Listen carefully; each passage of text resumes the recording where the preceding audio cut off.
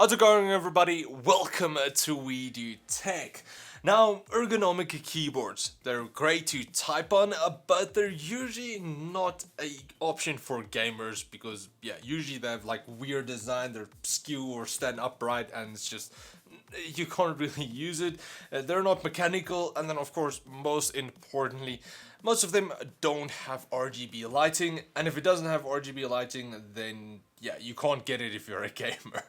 But now, Bose recently contacted me asking if I want to take a look at their mechanical RGB ergonomic keyboard. So here it is, an ergonomic keyboard, good for gamers and then also for typists. That again is RGB and mechanical. So we're going to take a look at this keyboard, see if it is worth buying, and then just go over all of the features. Now, starting off with the price for the Bose keyboard, it isn't the cheapest keyboard on the market, retailing for $199 and going up to $229. So that might put it out of the price range of some, but this is a specific keyboard focused for people who type a lot and then also for people who have wrist problems. When typing on normal keyboards, your wrist kind of bends a bit, which can cause pain, and then also in the long run it could help lead to carpal tunnel syndrome, which you really don't want. Then you have to get surgery and it just hurts and it's a pain. So the way Bose designed their keyboard is by giving it a slight curve, so it is more natural for your wrist to type on, and then also it allows you to type more comfortably for longer durations. So with that, let's quickly take a look at what you get inside the box along with the keyboard itself. So firstly, you get a very nice velvet travel bag, which honestly is really great.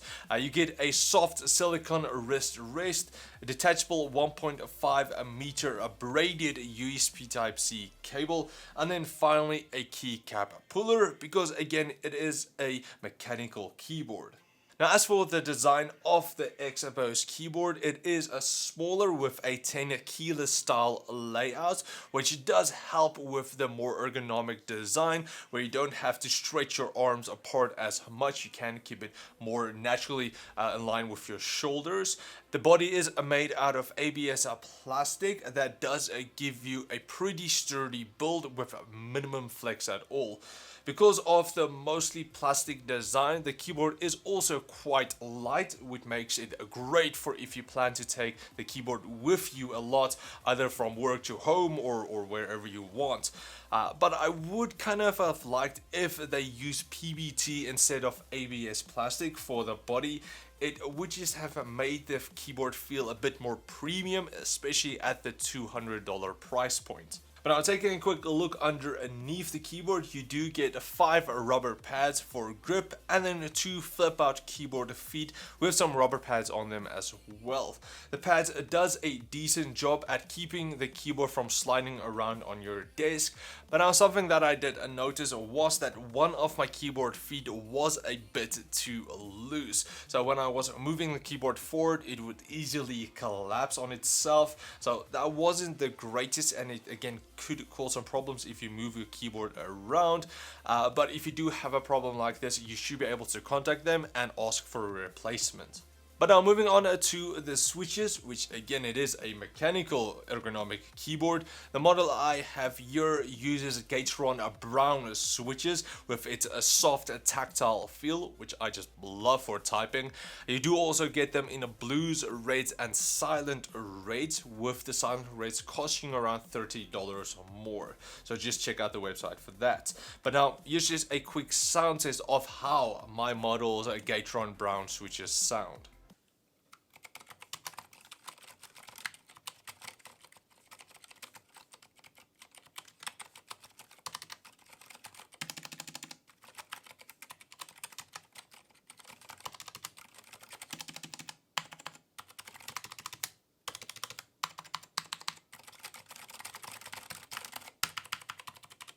As for the keycaps, they are a double shot injected ABS plastic with clear engravings for the backlight to shine through.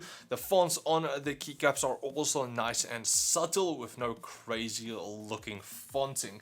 The LEDs behind the backlight, it's not the brightest, but they do have 20 levels of brightness, so you do have a lot of options depending on how bright you want it. Now, as for typing on the keyboard, I am personally not the best or fastest typer at all. With the layout of the keyboard, it does actually make it a lot easier to learn and to type faster. Even though I'm still not the fastest, I am getting there.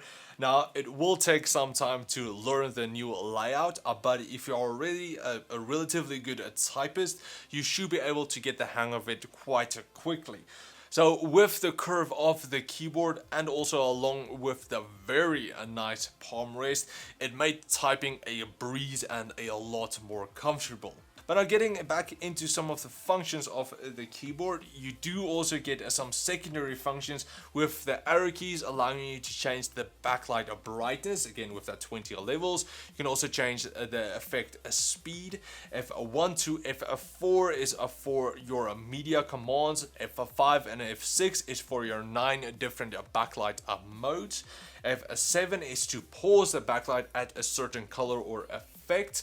F8 is to turn the backlight off completely. F9 is to access the driver mode, and then F10 to F12 is for your 3 different profiles. You will also notice that there's no secondary commands on the keycaps, so it is a bit harder to distinguish in the beginning which effect or which function is which, but it is quite easy to learn if you just use it for a while. Now, rounding off with the software that you can just go download from the website. The software allows you to set a bunch of different commands where each key can have their own secondary functions, either for media controls to launch a program, have the FN functions and just numpad functions and all of that. And then also you can assign and create your own custom macros. You do also get 37 different preset lighting effects that you can select between. And then finally, you can also create and assign your own custom effects if you so choose. So now, just in a conclusion, how easy and how quick was it to learn on the Expos? And honestly, it was quite easy. It will take you, of course, some time to get back to the same level that you were before, but after that, it's pretty much a smooth sailing. I had no problem getting used to it after about a week and a half. So for typing, it was completely fine. And also because it kind of resembles a gaming keyboard, I did use it to play some Black Ops 4, and it was completely fine. I had a blast with it. Kind of made me think that it also felt like it was kind of a game pad when it was gaming. It doesn't really look or mostly feel like a gamepad, but it kind of made me think of a gamepad for some reason. I don't really know why. But now, it's just some good and bad points about the Expos, and of course it has to be it's ergonomic, so it adds a ton more comfort and especially allows you to type and use it for a longer periods at a time. Also, it looks and feels great with its mechanical and RGB lighting, so that was a massive plus. No of these weird kind of ergonomic stuff. I don't know what the people are thinking most of the times, so this is really a good option if you want to replace your gaming keyboard or so on. You also get the palm rest, which I honestly did love. I'm most likely going to use it for a bunch of my other keyboards as well, just how good it is. Then also you get the USB type C cable, which goes perfectly with the small and light design with that travel bag, which makes it just awesome for traveling. Again, if you want to take it to and from work, for example. But of course, there is going to be some bad points as well. And first up, and probably the biggest factor, is the price. $200 is quite a bit steep for a keyboard, and comparing it to some of the other more popular gaming keyboards out there, if you want to use it mostly for that, it is a hard price to swallow.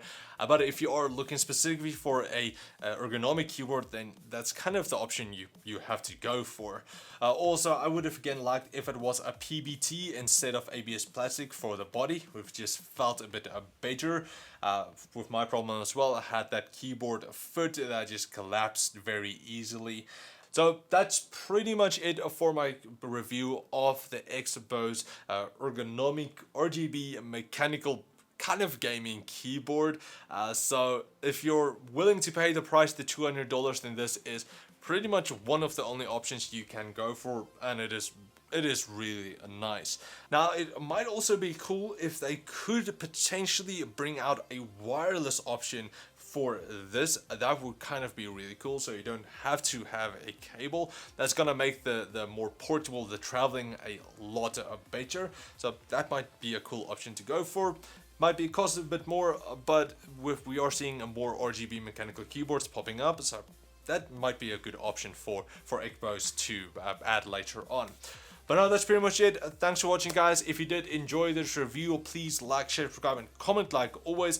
Also, a big thanks to Xbose for sending over the keyboard for the review.